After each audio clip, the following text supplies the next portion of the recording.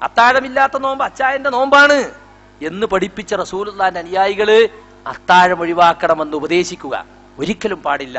സുന്നത്തല്ലേ ഉള്ളു മൗലവി എന്ന് പറഞ്ഞ ചില ആള്. സുന്നത്ത് എന്ന് പറഞ്ഞാൽ ഒഴിവാക്കേണ്ടത് എന്ന് അർത്ഥം ആണോ? അല്ല. ആർക്കെങ്കിലും ഒരാൾക്ക് അത്താഴം മിസ്സായിപ്പോയി, എണീക്കെന്ന് വിചാരിച്ച് എങ്ങനെയോ അങ്ങ് കൈ തട്ടിപ്പോയി, അലാറങ്ങ് ഓഫായി പോയി, ഉണർന്നു നോക്കുമ്പോ ബാങ്കും കൊടുത്ത് നിസ്കാരം തുടങ്ങിയാണ്.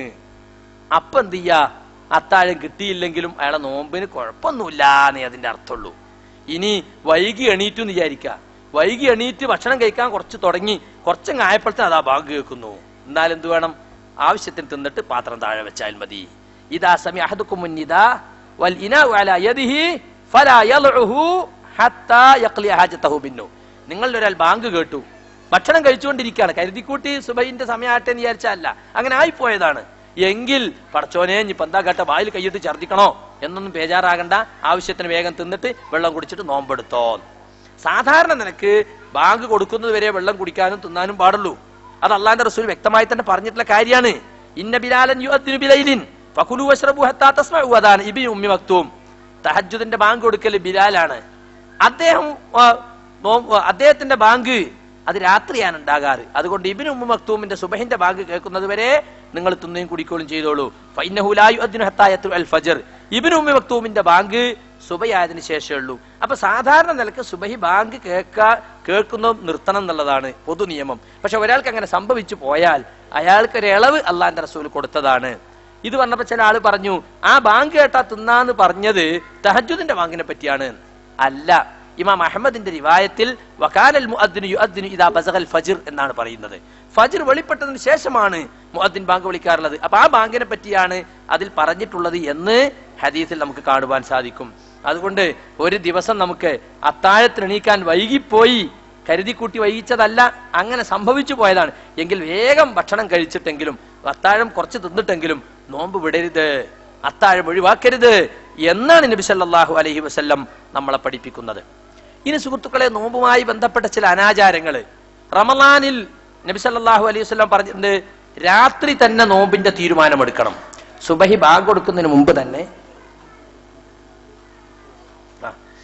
ആർത്തവകാരികളുടെ അതുപോലെ തന്നെ പ്രസവരക്തമുള്ളവര് അവര് നോമ്പ് നോൽക്കാൻ പാടില്ല.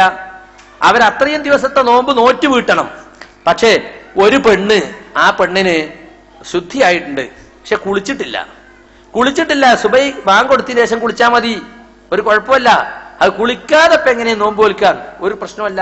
ആർത്തവകാരി ആയിരിക്കെ അയാൾക്ക് ശുദ്ധിയായിട്ടുണ്ടെങ്കിൽ കുളിക്കാന്നുള്ളത് മാത്രമേ ബാക്കിയുള്ളൂ എങ്കിൽ ആർത്തവകാരിക്കും പ്രസവരക്തമുള്ളവർക്കുമൊക്കെ നോമ്പിന് തീരുമാനമെടുക്കാം. ഏതുപോലെ നേരത്തെ ജനാപത്തുകാരന്റെ കാര്യം പറഞ്ഞതുപോലെ തന്നെ. പക്ഷേ സുബൈ ബാങ്ക് കൊടുക്കുന്നതിനും സുബൈ നിസ്കരിക്കുന്നതിന് മുമ്പ് കുളിച്ച് ശുദ്ധിയായി സുബൈ നിസ്കരിക്കണം എന്ന് മാത്രം. അതുപോലെ മുലയൂട്ടുന്ന മാതാക്കള്, വയസ്സന്മാര്, അവർക്കൊക്കെ നോമ്പിൽ ഇളവ് നൽകിയിട്ടുണ്ടെന്ന് മാത്രമല്ല അവർക്ക് പകരമായി ഒരു മിസ്കീനിന്റെ ഒരു നേരത്തെ ഭക്ഷണം ഫിദിയായി കൊടുക്കണം. ഫിദിയ എന്ന് പറഞ്ഞാൽ എന്താ? പ്രായച്ചിത്തം. വളരെ പ്രയാസപ്പെട്ട് മാത്രമേ അവർക്ക് നോമ്പ് വിൽക്കാൻ കഴിയുള്ളൂ. അതുകൊണ്ട് നോമ്പ് വിടാം അവർക്ക്. ഗർഭിണിക്ക്, മുലയൂട്ടുന്ന മാതാക്കൾക്ക്, അതുപോലെ തന്നെ പ്രായമേറച്ച ആളുകൾക്ക് അവർക്ക് നോമ്പിന് പകരം ഒരു മിസ്കീനിന്റെ ഒരു നേരത്തെ ഭക്ഷണം. ചില ആളുകൾ ഒരു ദിവസത്തെ ഭക്ഷണം മനസ്സിലാക്കിയിട്ടുണ്ട്, അത് ശരിയല്ല. അനസ് റളിയല്ലാഹു അൻഹു ഒരു മാസം മുഴുവൻ നോമ്പ് വിട്ടപ്പോ 30 മിസ്കീന്മാരെ വിളിച്ചിട്ട് ഒരു നേരം ഒന്നിച്ച് ഭക്ഷണം ഉണ്ടാക്കി കൊടുത്തത് ഹദീസിൽ കാണാൻ സാധിക്കും.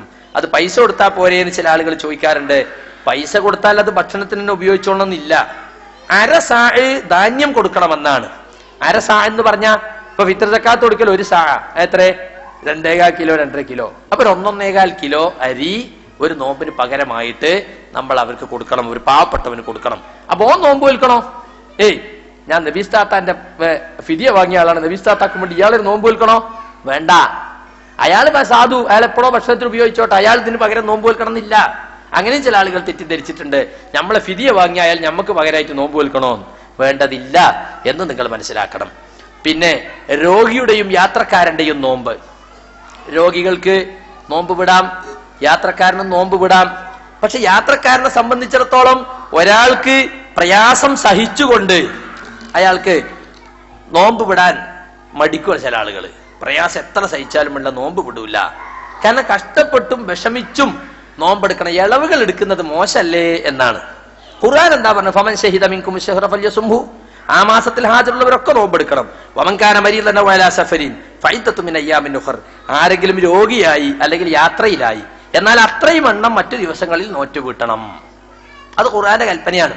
അപ്പൊ ഈ റമളാനിൽ നമ്മൾ യാത്രയുടെ പേരിൽ നോമ്പ് വിട്ടുവിടേണ്ടി വന്നു, എന്നാൽ അടുത്ത റമളാൻ വരുന്നതിന് മുമ്പ് അത് നോറ്റ് വീട്ടണം. പക്ഷെ അടുത്ത റമളാൻ വരുന്നതിന് മുമ്പ് നമുക്ക് നോറ്റ് വീട്ടാൻ സാധിച്ചില്ലെങ്കിലോ, അതിനെ സംബന്ധിച്ച് സഹാബികൾ താബികളൊക്കെ പറയുന്നത്, പിന്നെ നോറ്റ് വീട്ടുകയാണെങ്കിൽ നോറ്റ് വീട്ടുകയും വേണം, അതോടൊപ്പം ഫിദിയ കൊടുക്കുകയും വേണം.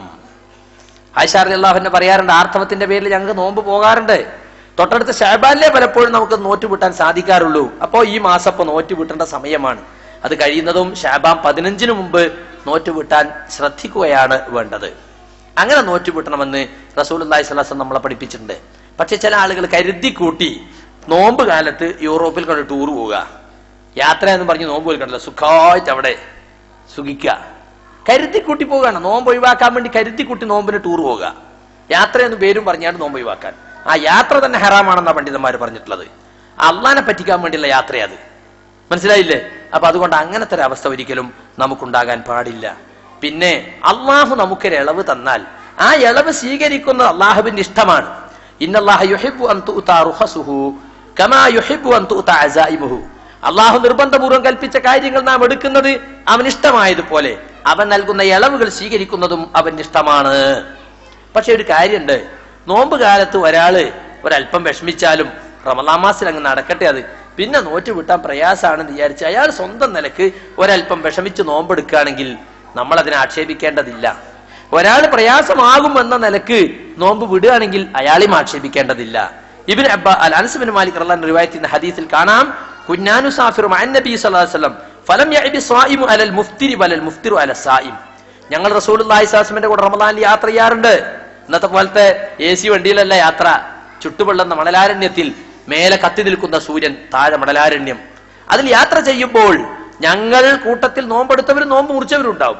നോമ്പ് മുറിച്ചവർ നോമ്പെടുത്തവരെയോ അല്ലെങ്കിൽ നേരെ മറിച്ചോ അങ്ങോട്ടും ഇങ്ങോട്ടും ആക്ഷേപിക്കുന്ന സമ്പ്രദായം ഉണ്ടായിരുന്നില്ല. ഒരിക്കലൊരു യാത്രയിൽ ഒരാൾ നോമ്പെടുത്ത് തളർന്ന് വിവശനായി ബോധം കെട്ട് വീണു. അപ്പൊ ആളുകൾ ഇങ്ങനെ പോയിട്ട് തുണി ഇങ്ങനെ മേലെ പിടിച്ചിട്ട് ഇങ്ങനെ വീശി കൊടുക്കുന്നുണ്ട്.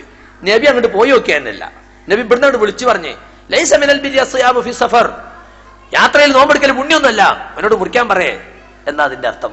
ഒരു സ്ഥലത്ത് വെച്ച് റസൂല് ഗ്ലാസ് ഇങ്ങനെ ഉയർത്തി കാട്ടിയിട്ടാ ഞാൻ മുറിക്കാൻ പോവാ നോമ്പ്. എന്തിനാ? ശരിയായിട്ട് പഠിപ്പിച്ചു കൊടുക്കുക. യാത്രയിൽ നോമ്പ് മുറിക്കാമെന്ന് പഠിപ്പിച്ചു കൊടുക്കാണ്, അതിൽ വിഷമിക്കണ്ടെന്ന് പഠിപ്പിച്ചു കൊടുക്കാണ്. അപ്പൊ ഒരാളെ സംബന്ധിച്ചിടത്തോളം വളരെ കഷ്ടപ്പെട്ട് വിഷമിച്ച് അങ്ങനെ ചെയ്യേണ്ടതില്ല. ലാ യുകല്ലിഫുല്ലാഹു നഫ്സൻ ഇല്ലാ വുസ്അഹാ, മനുഷ്യൻ അവൻ കഴിവിൽപ്പെടാത്തൊരിക്കലും അള്ളാഹു കൽപ്പിക്കുകയില്ല. അപ്പൊ സാധിക്കാത്ത ഒരാളെ സംബന്ധിച്ചിടത്തോളം നോമ്പ് ഒഴിവാക്കലാണ് അഫ്ളല്. അതേ സമയത്ത് കുറച്ച് വിഷമിച്ചാലും സാധിക്കുമെന്ന് ഒരാൾക്ക് തോന്നുകയാണെങ്കിൽ അയാൾക്ക് നോമ്പെടുക്കലാണ് നല്ലത്. കാരണം അന്തസൂമു ഖൈറുൽ ലക്കും, എന്തായാലും നോമ്പെടുക്കുന്നതാണ് നല്ലത്. രോഗിക്കും യാത്രക്കാരനും വിളവുണ്ടെന്ന് പറഞ്ഞ ശേഷം അല്ലാഹു പറയാണ്, എന്തായാലും കുറച്ച് വിഷമിച്ചാലും നോമ്പെടുക്കുന്നതാണ് നല്ലത് എന്ന പൊതു തത്വത്തിന്റെ അടിസ്ഥാനത്തിൽ അയാൾക്ക് നോമ്പെടുക്കാം. അപ്പൊ ഓരോ വ്യക്തിയും സ്വയം തീരുമാനിക്കുകയാണ് വേണ്ടത്. ഒരാൾക്ക് യാത്രയിൽ നോമ്പെടുക്കാൻ സാധിക്കോ ഇല്ലേന്ന് നമുക്കൊരിക്കലും പറയാൻ പറ്റൂല. ഹംസത്ത് ഇബ്നു അംറുൽ അസ്ലമി റളിയല്ലാഹു അൻഹു അധികമായി ധാരാളം നോമ്പെടുത്തിരുന്ന അസർദുസ്സൗം എന്ന അദ്ദേഹത്തെ കുറിച്ച് പറഞ്ഞു. തുടർച്ചയായി നോമ്പെടുത്തിരുന്ന ആളാണ്, സുന്നത്ത് നോമ്പുകൾ ധാരാളം എടുത്തിരുന്ന ആളാണ്. അദ്ദേഹം നബിയോട് ചോദിച്ചു, അസുമു ഫി സഫർ, ഞാൻ നോമ്പെടുക്കട്ടെ യാത്രയിൽ? ഫഖാല സല്ലല്ലാഹു അലൈഹി വസല്ലം ഇൻ ശിഅത ഫസും വ ഇൻ ശിഅത ഫഅഫ്തിർ, നീ വിചാരിക്കുകയാണെങ്കിൽ നോമ്പെടുത്തോ, അല്ലെങ്കിൽ നീ നോമ്പ് മുറിക്കുകയും ചെയ്തോ എന്ന് റസൂലുള്ളാഹി സ്വല്ലല്ലാഹു അലൈഹി വസല്ലം അദ്ദേഹത്തിന് അനുമതി കൊടുത്തതായിട്ട് ഹദീസിൽ നമുക്ക് കാണുവാൻ സാധിക്കും. അപ്പൊ സുഹൃത്തുക്കളെ, ഇതൊക്കെയാണ് നോമ്പുമായി ബന്ധപ്പെട്ട് നമ്മൾ മനസ്സിലാക്കിയിരിക്കേണ്ട കാര്യങ്ങൾ. ഇനി നോമ്പുമായി ബന്ധപ്പെട്ട അനാചാരങ്ങളെ കുറിച്ച് പറയുമ്പോൾ ഞാൻ നേരത്തെ പറഞ്ഞല്ലോ, നിയ്യത്ത്, എല്ലാ അമലിനും നിയ്യത്ത് വേണം. ബുഖാരിയിൽ ഒന്നാമത്തെ ഹദീസ് എന്താ? ഇന്നമൽ അഅ്മാലു ബിന്നിയാത്ത്. ഉമർ റളിയല്ലാഹു അൻഹു മിമ്പറിൽ വെച്ച് പറഞ്ഞ് ശ്രുതിപ്പെട്ട ഹദീസാണ്. അമലുകളെല്ലാം നിയ്യത്തുകൾക്കനുസരിച്ചാണ്. ഏതൊരു സൽക്കർമ്മവും അള്ളാഹ് സ്വീകരിക്കണമെങ്കിൽ ചെയ്യുന്നവന്റെ നിയ്യത്ത് നന്നാകണം, ഒരു സംശയമല്ല.